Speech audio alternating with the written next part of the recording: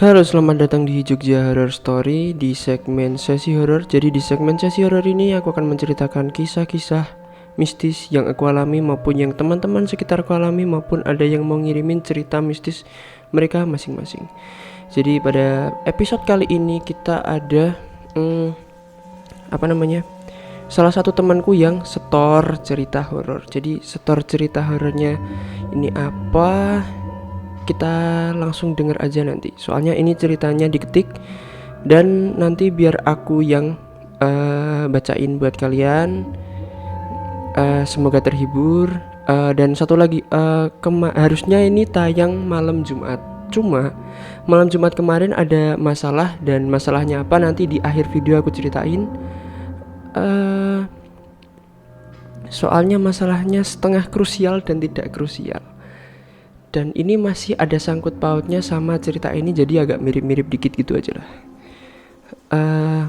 Oh ya, ada lagi. Dan sebentar lagi Lebaran, karena mungkin video yang ke depannya nanti uploadnya setelah Lebaran, jadi mumpung ada kesempatan, mengucapkan selamat Hari Raya Idul Fitri. Mohon maaf lahir dan batin. Kalaupun ada kesalahan pada channel ini, itu murni dari kesalahan saya, maupun sengaja maupun tidak sengaja, mohon dimaafkan ya. Jadi nggak usah lama-lama lagi, langsung aja get to the content. Let's go to the terror.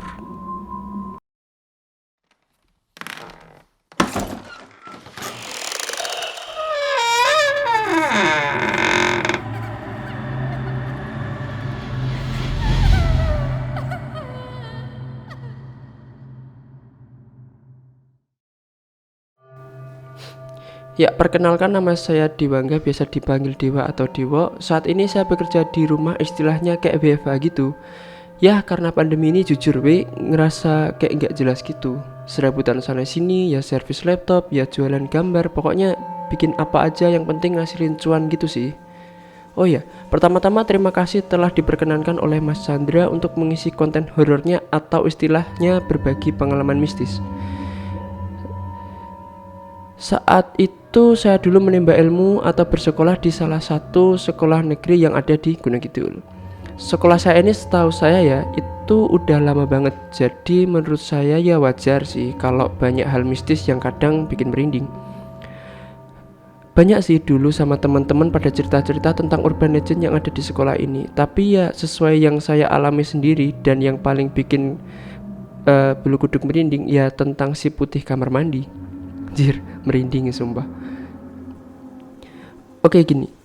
Dulu pas aku kelas 2 habis UAS atau habis ujian semester ganjil, itu aku dan teman-teman Katolik dan Kristen itu ngadain kayak acara makrab Natal kalau nggak salah. Aku ya cuma sebagai anggota aja ya. BTW acara ini digabung, soalnya teman-teman Katolik itu cuma sedikit anggotanya, nggak nyampe 20-an orang lah dibanding dengan teman-teman Kristen, apalagi yang mayoritas. Acara tersebut asik dan seru. Selain ibadah di awal, kita juga ngadain banyak mini game di sore hari.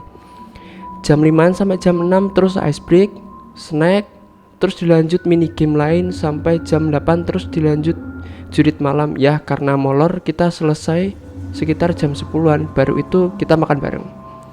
Di ruang aula atas di lantai 2 kita makan. Mungkin sekarang jadi ruang auditorium, gak tahu juga sih. Ya enak banget sih itu kalau habis kegiatan capek terus makan banyak, mandi terus tidur. Rencananya sih gitu.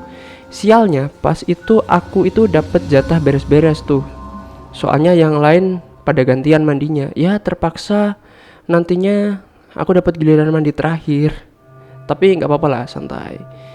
Aku juga positive thinking aja lah, toh soalnya ini masih banyak juga yang masih beres-beres.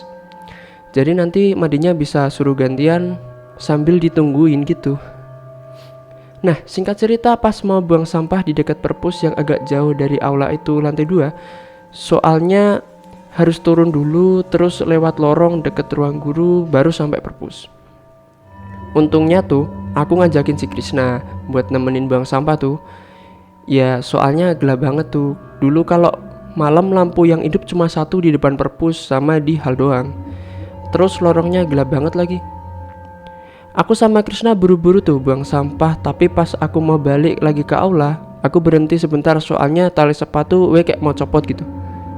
Nah pas udah selesai nali sepatu, aku nengok ke kiri, pas ke arah monitor CCTV yang deket hall itu. Kayaknya sekarang itu udah jadi ruang server, tapi nggak tahu juga sih. Ya di situ ada satu monitor yang lumayan gede yang nampilin beberapa lokasi tuh. Nah, aku awalnya kayak penasaran gitu sama salah satu lokasi, yaitu kamar mandi atau WC deket ruang biologi. Nah, kenapa aku fokus ke sana? Soalnya aku lihat tuh ada kayak titik putih pada ngumpul di satu tempat. Terus kayak bayangan gerak-gerak gitu. Anjir, mulai lagi aneh di situ sih. Nah, setelah aku pantengin, tiba-tiba nongol di tempat itu, lihat ke arah CCTV lagi anjir. Kaget banget dong. Sumpah auto nge-freeze badan, istilahnya kayak udah di genjutsu gitu. Mau jalan gak bisa, teriak juga gak keluar suara, cuma bisa pasrah doang aku. Aku cuma bisa doa Bapa Kami dan dilanjutin Salam Maria. Si jempol kaki udah bisa gerak dari bawah sampai atas. Langsung tuh aku teriak sama si Krisna yang udah mau naik tangga. Woi cuk Rinio, Kris tolong cepet.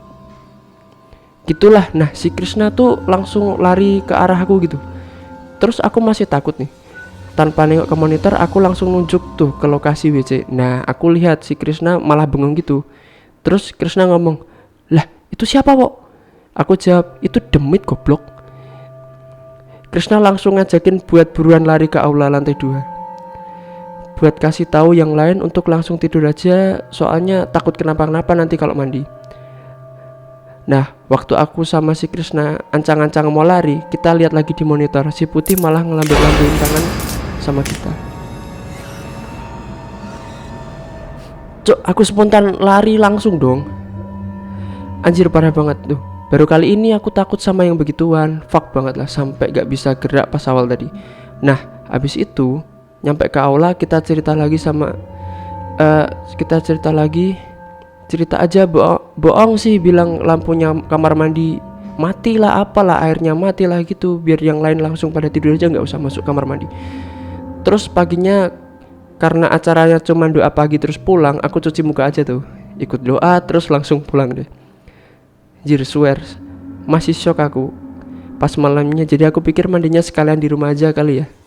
Selang beberapa hari pas sekolah masuk lagi, aku, Krisna sama beberapa teman ngecek lagi tuh di monitor CCTV. Aku minta izin dulu sama pengurus TU buat kasih lihat rekaman pas acara makrab itu. Kita pun ngecek pas kejadian itu tepatnya jam 11.40. Sayangnya di rekaman itu cuma ada kayak burem gitu, aneh banget kan. Terus aku cerita tuh kejadian itu, malah diketawain dong. Tapi pas aku cepetin di menit beberapa gitu, burem-buremnya tuh kayak gerak gitu, terus ngilang. Sontak pada kaget kan, nggak percaya sih. Oke, selesai, terima kasih. Ya kurang lebih begitu ceritanya. Ada keterbatasan caraku menyampaikan cerita Dewo, mohon maaf. Soalnya bagaimana ya, aku bukan tipe-tipe orang yang pinter storytelling, dan ini baru belajar. Aku bisa ngomong pede di depan kamera aja belum lama. Makanya awalnya aku pertama-tama itu ngajak Ilham dulu yang biasanya perform di depan audiens gitu kan, biar pembiasaan di depan kamera, biar nggak tensing banget. Oh ya, seperti kataku di awal tadi, aku juga mau ceritain kenapa ini take video molor. Itu karena ada satu kejadian, dan kejadiannya itu hampir mirip-mirip, masih di sosok yang sama. Jadi sosoknya itu masih si Putih tadi. Kalian tau lah si Putih yang dimaksud itu si Putih apa. Jadi ya Mbak Kun, nah masih yang itu. Jadi pas malamnya aku mau take itu, teman-teman udah pada nanyain kan, gimana Dra konten. Ada beberapa teman sih yang alhamdulillah excited dengan konten ini, dan tanya besok malam Jumat gimana, ada bocoran kontennya gimana gitu. Mungkin karena ya kembali ke konteks awal, konten ini hanya untuk orang-orang gabut yang memfasilitasi orang-orang gabut buat mendengarkan cerita-cerita yang biar aku nggak pendem sendiri. Dan itu kembali ke cerita tadi, aku baru mau tag video, udah persiapan, gambar ilustrasi sudah selesai. Itu tiba-tiba bapak dapat telepon katanya ada saudaraku yang diganggunya kayak apa, itu katanya di pekarangan rumahnya saudaraku itu tadi, katanya ada yang diliatin Mbak Kun. Nah, cerita persisnya nggak tahu, soalnya aku nggak tanya-tanya gimana gitu. Terus pokoknya saudaraku itu resah lah, intinya resah. Jadi penampakannya itu yang ngelihat anak-anak kecil. Jadi laporan sama saudaraku itu tadi. Terus laporannya gini, aku tuh lihat kayak putih-putih gitu di pekarangan, tapi ya nggak bahasa Indonesia selancar ini, pakai bahasa Jawa gitu. Terus langsung laporan lah sama bapak. Terus disamperin sampai di sana, ditanya-tanyain gimana. Terus minta bantuan lah biar magerin rumah gitu. Sosoknya seperti apa mungkin langsung aku ilustrasiin secara garis umumnya saja. Jadi karena sampai di sana juga aku nggak lihat penampakannya kayak apa, dan semoga jangan sampai melihat penampakan itu di suasana yang terkaget-kaget, karena sebenarnya saya tuh penakut sih sebenarnya, nggak seberani itu. Dulu di kosan pun pernah mengalami hal yang sama sampai disamperin bapak. Bayangkan Wonosari ke Bantul, tengah malam aku cerita di kamarku ada suara-suara gitu. Terus disamperin, dicek, bapak bawa temen, ternyata Mbak Kun lagi. Terus ya temennya bapak ngasih ngasih wejangan, ngasih gini itu, terus aman lah sampai aku pindah kos. Ya mungkin kesimpulannya gini aja sih, mau takut nggak takut, yang penting itu kita memiliki keyakinan, kita memiliki iman gitu aja dulu lah yang penting. Masalah nanti si dedemitnya kayak apa itu nanti kita sudah pasrah aja. Yang penting kan mindset kita kan, kita makhluk sempurna gitu loh. Jadi yang pertama, makhluk kayak gitu kan juga ciptaan Allah. Jadi nggak bisa kita semena-mena langsung mengusir pergi gitu, nggak bisa sih sebenarnya. Ataupun kita menganggap mereka semua itu jahat, itu nggak bisa juga. Soalnya gimana ya, ada sebagian yang memang kayak kita gini, mereka udah diciptakan buat berlalu lalang di dunia, ada yang menetap di suatu tempat, dan kadang kita itu juga mendatangi suatu tempat gitu, kadang nggak permisi dan kawan-kawan. Itu juga kadang pengaruh juga sih. Jadi kesimpulannya itu aja. Sebenarnya ada satu sosok lagi yang mau aku ceritain urban legend-nya, masih di sekolah yang sama. Cuma aku masih mengorek informasi lebih dalam, soalnya kebetulan ada temanku yang pernah menjadi korban langsung dari salah satu sosok ini. Dan tungguin aja, mungkin ada cerita lagi yang seperti ini. Dan mohon untuk keterbatasan skill saya untuk membacakan cerita, tolong agak dimaklumi sedikit, karena ini masih saya membacakan cerita buat yang pertama. Semoga di cerita-cerita selanjutnya bisa lebih lancar lagi. Dan untuk suara saya yang agak bindeng, mohon maaf karena saya juga agak flu sedikit. Tadi sempat minum es jeruk juga soalnya lagi kepingin kan. Terus nggak tahu, aku tuh kalau sama hawa dingin itu mudah terespon, jadi gampang langsung pilek gitu. Agak ringkih juga sih sebenarnya. Yaudah, mungkin segitu dulu, ada kurang lebihnya mohon maaf. Buat kalian warga Gunung Kidul, Wonosari, Jogja, ataupun yang melihat video ini, kalian punya cerita horor mistis yang mau diceritain ataupun ditanggapin kayak konten saat ini, kalian bisa langsung kirim ke DM. Nanti di di deskripsi udah aku kasih apa namanya, udah aku kasih link buat ke profil. Nanti tinggal DM ceritanya kayak apa, ceritanya panjang pendek nggak masalah, yang penting ceritanya jelas. Jadi nanti bisa aku tanggapin kayak gimana, ceritanya kayak apa, nanti bisa ngobrol-ngobrol sekilas juga soal kehidupan permistisan. Ya selain itu aku juga mau bikin segmen baru namanya ngisis.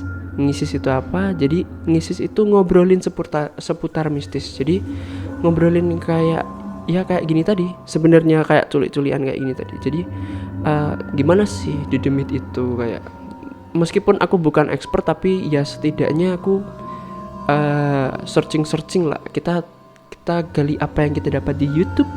Selain itu kita gali dari apa kayak yang orang tua dulu ngomong lah. Jadi kayak orang-orang tua dulu ngomong kalau gini tuh kayak gini.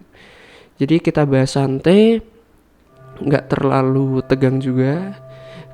Kalau yang mau ikutan diskusi bisa diskusi di kolom komentar. Mungkin segitu dulu, ada kurang lebihnya mohon maaf. See you in the next terror.